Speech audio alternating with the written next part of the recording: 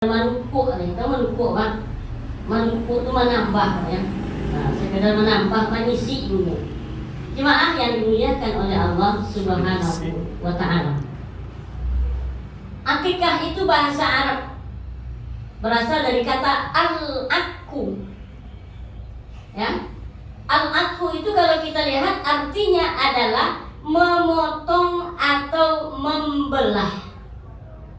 Jadi untuk itu kepada para orang tua Rasulullah mengembangkan tanggung jawab apabila telah dititipkan karunia anak oleh Allah.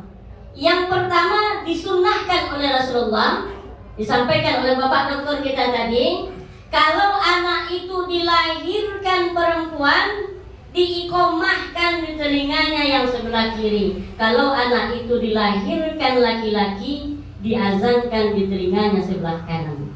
Di hadis lain dikatakan juga oleh Rasulullah, mau laki-laki kah mau perempuan kan diazankan. Sudah kemarin Pak ya? Alhamdulillah. Jemaah yang dimuliakan oleh Allah. Ini makna secara tersirat apa yang dapat kita ambil dari sini. Kenapa Rasulullah SAW anjurkan azankan anak atau ikomahkan anak ketika ia lahir? Jemaah yang dimuliakan Allah, mobil khusus pada kita selaku orang tua. Artinya sebelum anak itu mendengarkan hiruk pikuk kehidupan dunia ini, kalimat yang pertama yang didengarkan oleh anak kita adalah kalimat tauhid. Allahu Akbar, Allahu Akbar. Ini kalimat pertama yang didengarkan oleh anak kita. Karena mungkin keluarga ini orang Oci mungkin Pak ya, sebelum mendengar logo-logo Oci, kalimat yang pertama didengarnya kalimat tauhid dalam rangka membesarkan Allah Subhanahu wa Ta'ala. Harapannya apa? Harapan kita kepada anak itu berdoa kepada Allah, semoga anak ini menjadi orang yang bertuhan dalam hidupnya. Mohon maaf kita berbicara kalau tak tepat ucapan bahasanya. Hari ini dalam perilaku keseharian kita seakan-akan banyak manusia yang sudah tidak bertuhan. Walaupun dari pengakuan mulut dia masih bertuhan, tapi dari perilaku keseharian kita menunjukkan banyak manusia yang sudah tidak bertuhan. Gara-gara memperjuangkan sejengkal perut kita rela meninggalkan sholat. Gara-gara memperjuangkan sejengkal perut kita rela tak mengangkat takbiratul ihram di hadapan Allah. Ini yang pertama yang disunnahkan oleh Rasulullah SAW. Kemudian yang kedua yang disunnahkan oleh Rasulullah SAW kepada kita selaku yang mengikuti ajaran yang disampaikan oleh beliau, risalah yang disampaikan oleh beliau, yaitunya mengakikahkan anak yang lahir itu secara sunnah. Akikah itu dilakukan pada hari yang ke-7 dari hari kelahirannya. Nah, masalah boleh atau tidak bolehnya di hari lain, ini terdapat ikhtilaf. Yang jelas kita tidak mempermasalahkan itu, tetapi secara sunnah akikah itu dilaksanakan pada hari yang ke-7 dari hari kelahiran anak tersebut. Tetapi ulama memberi kelonggaran dalam hal ini. Mungkin bisa hari ke-14, hari ke-40, asalkan jangan saja sudah SMA berakikah. Lucu juga. Jemaah yang dimuliakan oleh Allah Subhanahu wa Ta'ala. Nah, di hari ke-7 itu di samping dipotong akikahnya, disunnahkan juga dipotong rambutnya. Dipotong rambutnya, lalu dikukuhkan nama yang telah disiapkan oleh orang tuanya. Ya, disiapkan nama, ini sunnahnya, siapkan nama yang baik. Kenapa disiapkan nama yang baik? Karena kata Rasulullah, berikanlah nama yang baik kepada anakmu, karena sesungguhnya nama itu doa.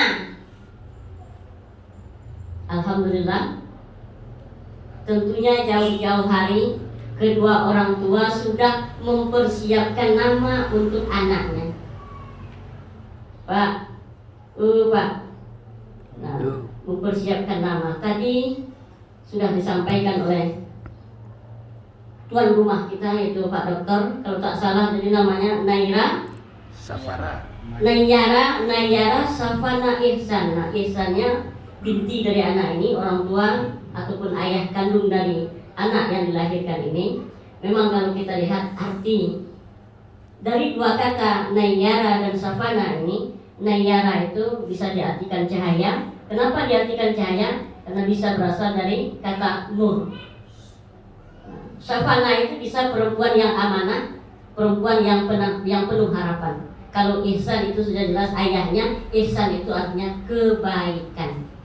Mudah-mudahan nama yang telah diberikan oleh kedua orang tuanya, ataupun atuknya, ataupun neneknya yang memberikan nama ini, menjadi awal doa yang baik untuk anak tersebut. Amin ya rabbal alamin.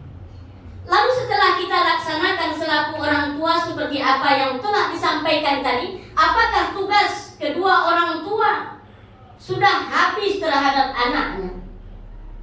Saudara-saudaraku yang dimuliakan Allah, dalam surah yang kita baca pada mukaddimah tadi, yaitu surah Luqman.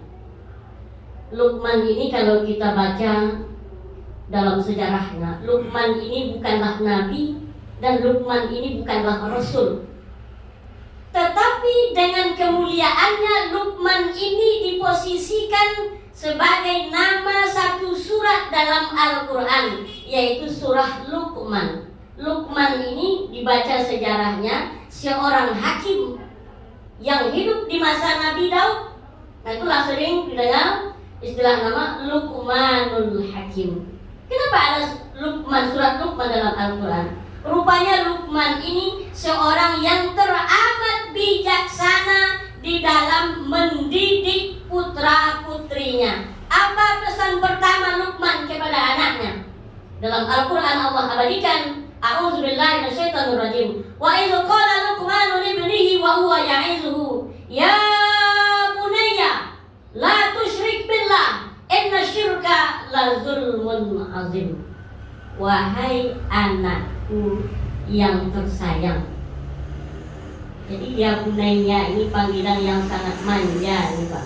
Dalam bahasa Arabnya kalau kita lihat, ya bunayya ini panggilan istimewa, panggilan yang sangat menyenangkan, panggilan yang sangat enak didengar. Tetapi kalau wahai anakku secara biasa itu ya bani. Tetapi di sini dipanggil anaknya oleh Luqman, ya bunayya, wahai anakku sayang, si buah hati belahan jantung. Apa pesan Luqman terhadap anaknya yang paling utama? Yang paling utama pesan Luqman adalah la tusyrik billah, jangan engkau syarikatkan Allah, jangan engkau sekutukan Allah. Jemaah yang dimuliakan oleh Allah Subhanahu wa ta'ala. Kembali lagi kaitannya kepada azan atau iqamah yang kita bisikkan ke telinga anak kita tadi.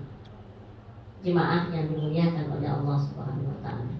Kalau kita lanjutkan ayat itu, di antara pesan-pesannya itu adalah untuk berbakti kepada kedua orang tua. Kita lihat hari ini anak-anak kita. Ya, tadi disampaikan oleh Bapak Dokter kita, terkadang namanya baik, tapi perangainya tak baik. Nah, tetapi bukan namanya yang salah. Sesungguhnya terkadang kita selaku orang tua anak tersebut yang salah mungkin barangkali terhadap mendidik anak-anak kita. Nah, bukan namanya yang salah.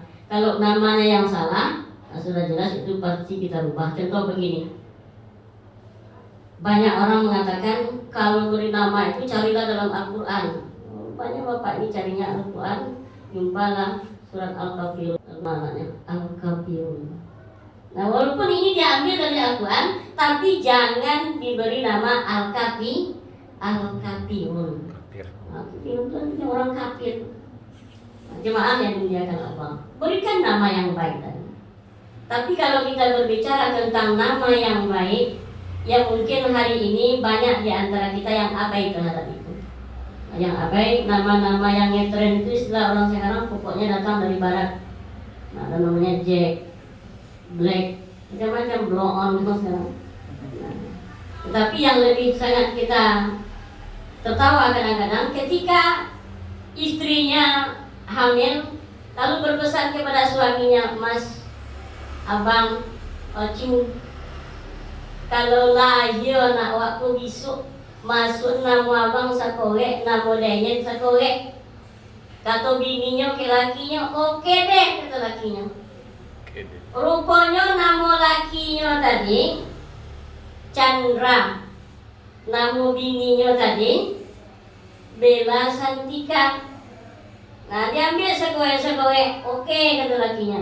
Chandra yang beda sebagai Bella dan dia dulu nama bini Bella Santika, yang bedanya Bella.